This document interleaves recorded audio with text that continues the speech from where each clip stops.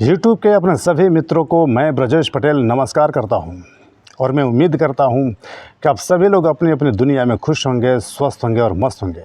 साथियों, आज मैं जो कहानी आप लोगों के सामने लेकर के उपस्थित हुआ हूं, ये कहानी एक सन्यासी और एक लड़की की विश्वास की कहानी है।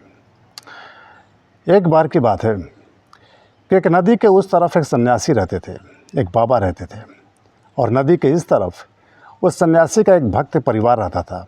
और इस परिवार में एक माताजी थी, पिताजी थे और एक उन दोनों की लाडली बेटी थी। और इस परिवार का यह कर्तव्य था, यह ड्यूटी थी कि प्रतिदिन शाम को वो बाबा जी के लिए गाय का दूध लेकर के जाते थे, क्योंकि बाबा जी का ये रूटीन था कि वो गाय का दूध पी करके ही ईश्वर की तपस्या किया करते थे।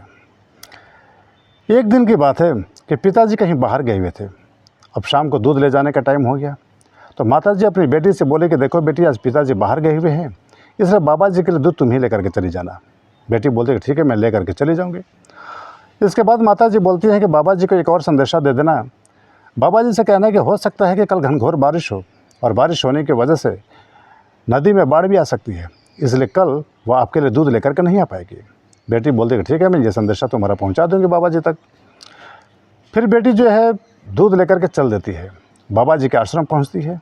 बाबा जी के आश्रम पहुंच करके उनको उनका दूध दे देती है, और दूध देने के बाद वह अपनी माता जी का दिया हुआ संदेशा भी उन्हें दे देती है। इस पर बाबा जी कहते हैं कि तुम चिंता मत करो बेटी, मैं तुम्हें एक मंत्र दूंगा और तुम उस मंत्र के सहारे पानी पर चल करके मुझ तक पा सकती हो। तो ऐसा सुन करके बेटी काफ़ी आश्चर्य और खुश भी होती है। वह कहती है कि क्या ये ऐसा हो सकता है? अगर ऐसा हुआ तो फिर चमत्कार हो सकता है, चमत्कार हो जाएगा। तो फिर बाबा जी कहते हैं कि ऐसा ही होगा, मुझ पर भरोसा रखो, क्योंकि मैंने काफ़ी वर्षों से इस बात को लेकर के तपस्या की है, इसलिए विश्वास रखो, इस मंत्र के सहारे तुम पानी पर चल सकती हो। फिर बेटी जो है बाबा जी का मंत्र लेकर के वापस अपने घर आती है। फिर दूसरे दिन शाम होती है।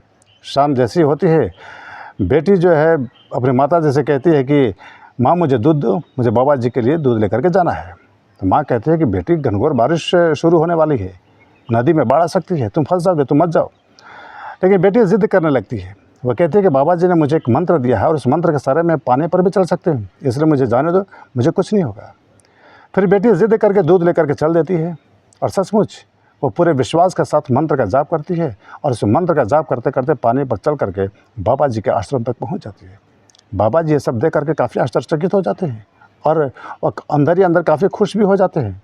उन्हें ऐसा लगने लगता है कि शायद वर्षों से उनके वो जो जिस बात के लिए तपस्या कर रहे थे, उनकी तपस्या सफल हो गई, कि उनके मंत्र के सहारे एक लड़की पानी पर चल करके मुझ तक आ गई। अब उनके मन में ख्याल आता है क्यों ना इस मंत्र का उपयोग मैं खुद अपने आप पर करूं। यही सोच करके बाबा जी उस लड़की से कहते हैं कि देखो बेटी, आज हम दोनों नदी के उस पार जाएंगे। फिर दोनों नदी के उस तरफ जाने के लिए चल देते हैं। वो जो बेटी थी, वो जो लड़की थी, वो पूरे विश्वास के साथ बाबा जी के दिए हुए मंत्र का जाप करते हुए नदी के उस तरफ चली गई। लेकिन बाबा जी जैसे ही नदी में पैर डालते हैं, वो डूब जाते हैं। जानते हैं क्यों? क्योंकि बाबा जी जैसे ही नदी में अपना पैर डालते हैं, उनके मन में एक संदेह उत्पन्न हो जाता है। वो सोचने लगते हैं कि कहीं उनका मंत्र सफल नहीं हुआ तो फिर नदी में डूब जाएंगे। और इसी संदेह के कारण, इसी विश्वास की कमी के कारण उनकी जीवन लीला समाप्त हो जाती है। तो साथियों, कहने का मतलब ये है कि हमें किसी भी काम में सफलता हमारी मेहनत से ज़्यादा हमारे विश्वास के ऊपर टिकी होती है।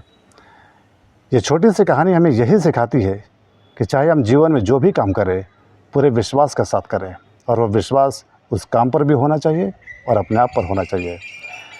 क्योंकि कहा जाता है कि विश्वास आपकी सफलता की आधी दूरी अपने आप तय करा देती है, और जैसे ही आपका उस काम पर अपने आप पर भरोसा नहीं होता, अपने आप पर विश्वास नहीं होता, आप जीती हुई बाजी भी हार सकते हैं। तो साथियों, ये रही हमारी आज की छोटी सी कहानी। अगर आप लोगों को मेरी ये छोटी सी कहानी पसंद आई हो तो कृपा करके आप इसे अपने सारे दोस्तों के बीच में शेयर कर दीजिएगा, और भविष्य में इसी प्रकार के और भी बेहतरीन कहानी सुनने के लिए मेरे इस चैनल को लाइक, शेयर और सब्सक्राइब भी कर दीजिएगा। तब तक के लिए धन्यवाद।